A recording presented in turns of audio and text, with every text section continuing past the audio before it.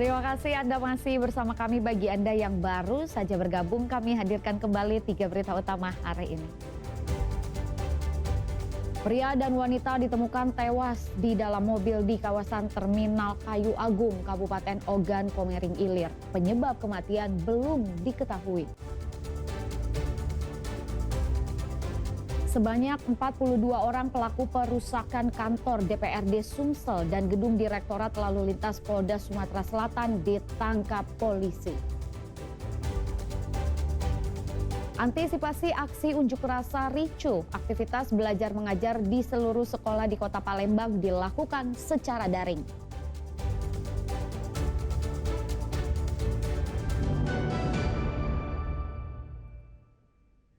Sejumlah ruangan di Sekolah Dasar Negeri 31 Palembang rusak parah. Ironisnya, rusaknya bangunan ini sudah terjadi 5 tahun dan belum tersentuh oleh pihak terkait.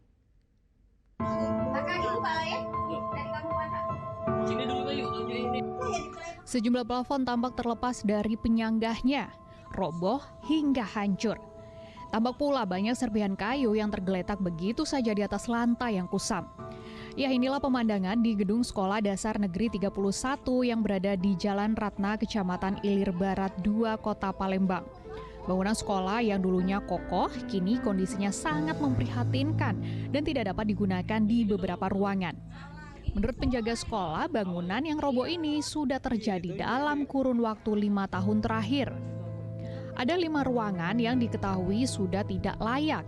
Di antaranya ruangan bekas musola, ruang UKS, ruang rapat guru, ruang guru, dan ada 1 ruang kelas yang sudah tidak bisa digunakan, hingga proses belajar mengajar dipindahkan ke ruang lain.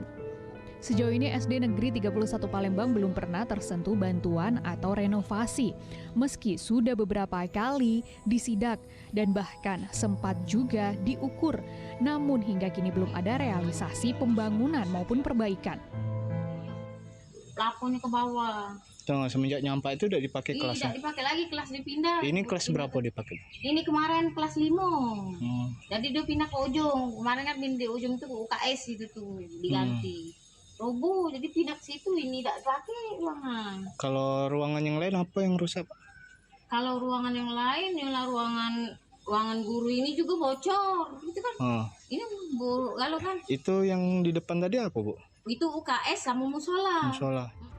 Dengan rusaknya sejumlah ruangan di sekolah ini, pihak sekolah berharap ada perbaikan dari pemerintah Kota Palembang, sehingga proses belajar mengajar bisa lebih efektif dan siswa tak harus khawatir adanya kerusakan yang bertambah. Muhammad Ardi melaporkan dari Palembang.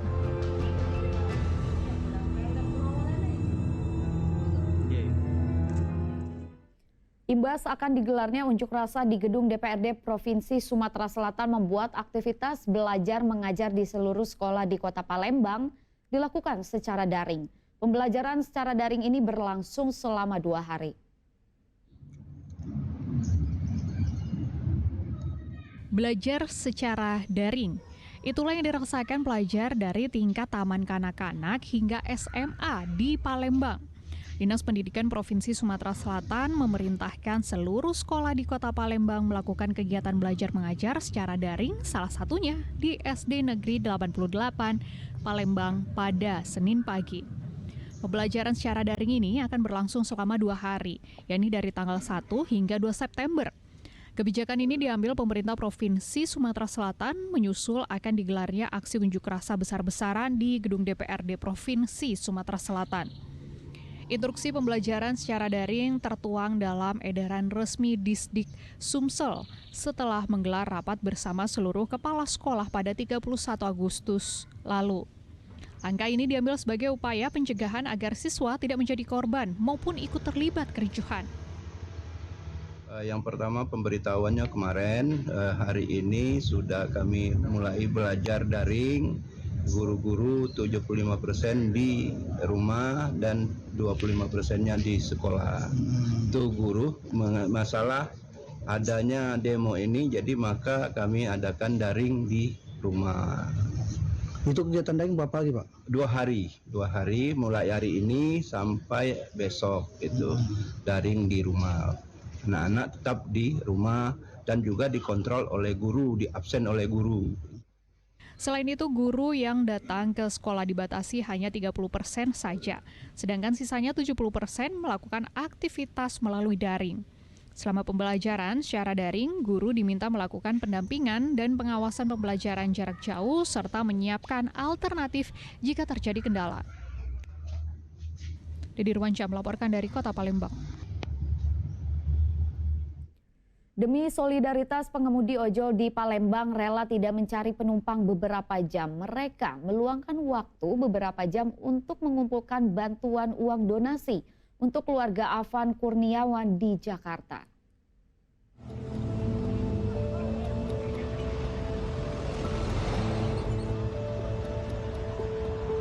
Sejumlah pengemudi ojek online dan anggota polisi tampak turun ke jalan dan membawa kardus pada Sabtu lalu.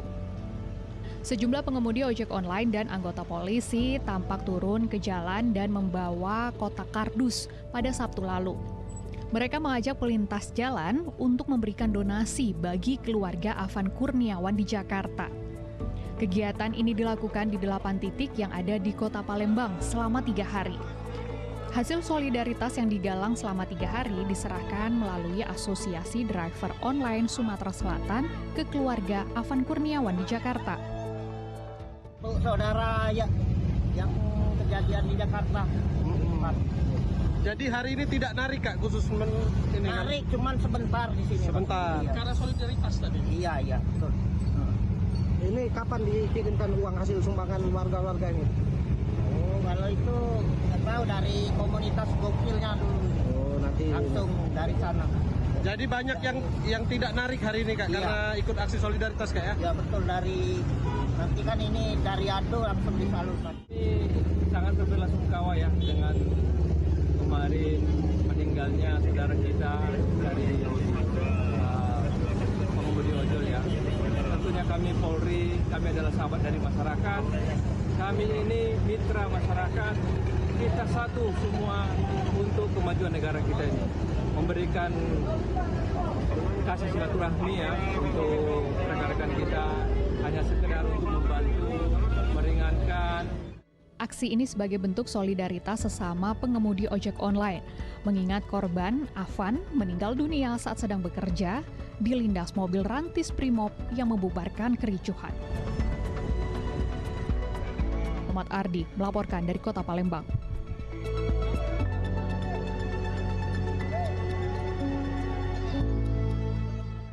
Kardinal Ignatius Soeharyo memberikan imbauan kepada umat Katolik. Ia mengajak umat untuk menjaga kejernihan sikap, memperkuat solidaritas, dan saling menjaga satu dengan yang lain. Dan berikut imbauannya. Saudari-saudaraku yang terkasih, khususnya umat Katolik di wilayah Keuskupan Agung Jakarta, mencermati kondisi bangsa yang sangat memprihatinkan beberapa hari terakhir ini, kita diajak untuk memahaminya sebagai tanda-tanda zaman. Dalam keadaan seperti ini, saya menghimbau agar umat, khususnya di wilayah Keuskupan Agung Jakarta, tetap menjaga kejernihan dan keteguhan sikap. Yang kedua, mempererat solidaritas sosial masyarakat untuk kesejahteraan bersama. Ketiga, sebagai warga negara dalam peran yang berbeda-beda, kita diajak, kita dipanggil untuk memikul tanggung jawab sejarah yang terumuskan di dalam pembukaan Undang-Undang Dasar 1945. Mari kita menjaga Jakarta, kita saling menjaga, kita menjaga Indonesia. Semoga Tuhan yang telah mengantarkan bangsa kita kepada kemerdekaan selalu menjaga, melindungi, dan melimpahkan berkat.